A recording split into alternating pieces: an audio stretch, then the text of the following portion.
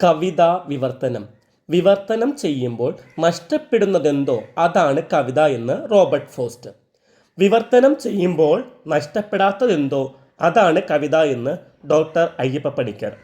ഈ രണ്ട് അഭിപ്രായങ്ങളും പ്രത്യക്ഷത്തിൽ വിപരീത സ്വഭാവമാണ് പ്രകടിപ്പിക്കുന്നതെങ്കിലും രണ്ടുപേരുടെയും വാദഗതിയുടെ ധ്വനി ഒന്നു തന്നെയാണ്.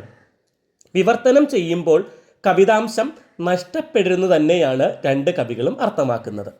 കൃതിയോടുള്ള വിശ്വസ്തത ഒഴിച്ചു നിർത്തിയാൽ ഒരു മികച്ച സൃഷ്ടിക്ക് വേണ്ട എല്ലാ ഗുണങ്ങളും പരിഭാഷകൾക്ക് ഉണ്ടായിരിക്കും.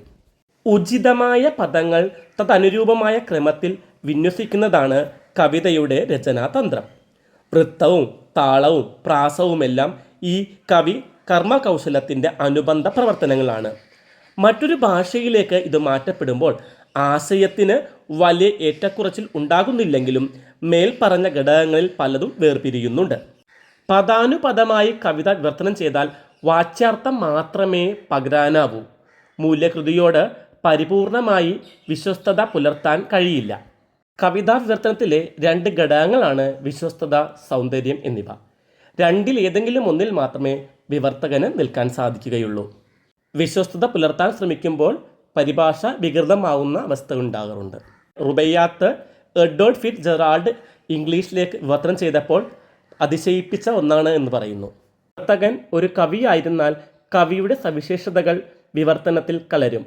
അങ്ങനെ രണ്ട് കവിത്വങ്ങളുടെ ചേർച്ചയിലൂടെ മൂന്നാമതൊരു ഉൽപ്പന്നമായി വിവർത്തനം മാറും.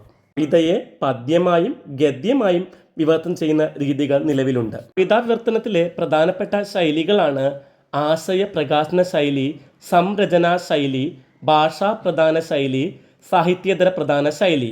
വിവർത്തനത്തിൽ വിവർത്തകൻ നേരിടേണ്ടി വരുന്ന പ്രശ്നങ്ങൾ: കവിതയിലെ പദഘടന, ധ്വനിപ്രധാനമായ അർത്ഥവൈചിത്ര്യങ്ങൾ, അലങ്കാരങ്ങൾ, പ്രതീകങ്ങൾ തുടങ്ങിയവയെല്ലാം വിവർത്തകൻ കണക്കിലെടുക്കേണ്ടതാണ്.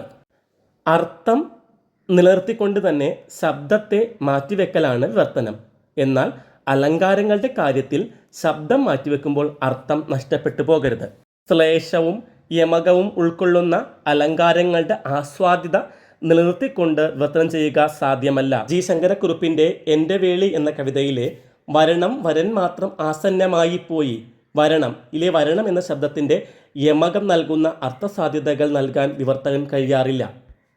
ആശയത്തിൻ്റെ കാര്യത്തിൽ രണ്ട് ഭാഷകളുടെ പശ്ചാത്തലത്തിൻ്റെ വ്യത്യാസം വിഷമം സൃഷ്ടിക്കാറുണ്ട്. വിവർത്തനത്തിൽ യഥാർത്ഥ കവിത ചോർന്നു പോകുന്നു.